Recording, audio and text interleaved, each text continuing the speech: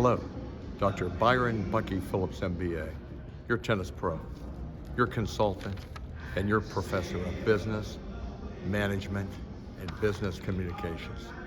The topic for the video is digital communications across generations. How do we choose communication channels in our personal, private, and professional lives? Do you consider power distance in choosing your channel of communication? Do you consider age differences as a possible indicator of how one professional may respond to digital communications as opposed to someone from another generation? Erica Dhawan is a prime mover in this area of digital communications. She wrote a fabulous book titled Digital Body Language. This should be required reading for everyone in a position of leadership and management and influencing people. Older managers constantly complain about younger people who make body language difficult for them to read.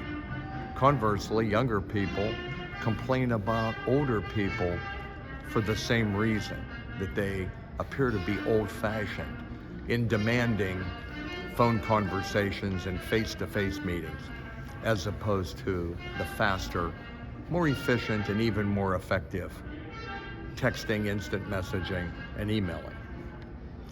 Dhawan constantly reminded us that we need to enter the world of other people. Older people need to consider that younger people may have different preferences, but it's not just age. You do have outliers. You have older people who actually prefer texting, emailing, and very brisk and brusque responses that would belie their particular generation. So never assume that someone's age is the differentiator in how they will choose to communicate. The successful leader must then enter the world of every report and every colleague and find out the best way to communicate with that person.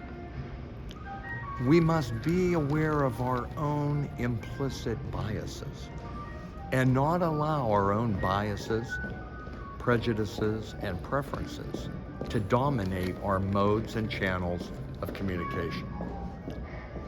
Too many people see the younger generation as entitled and the older generation as old-fashioned, and that is not always the case.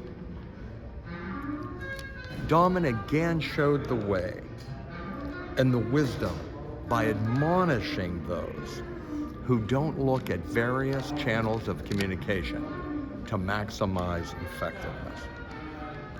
She taught that we need to adjust the channel and always look at the task at hand. So it's not just individual preferences. We must look at the task at hand. I have learned to respond to people with text messages in almost real time when I know the matter is important or urgent to someone else. And then I indicate that we may want to talk on the phone, or we may want to memorialize the brisk, brusque nature of the text with an email. Have you had conversations with your manager and reports about the way he or she prefers communication? Or are you considering preferences, adapting to others' preferences, and setting your own boundaries to maximize effective communication?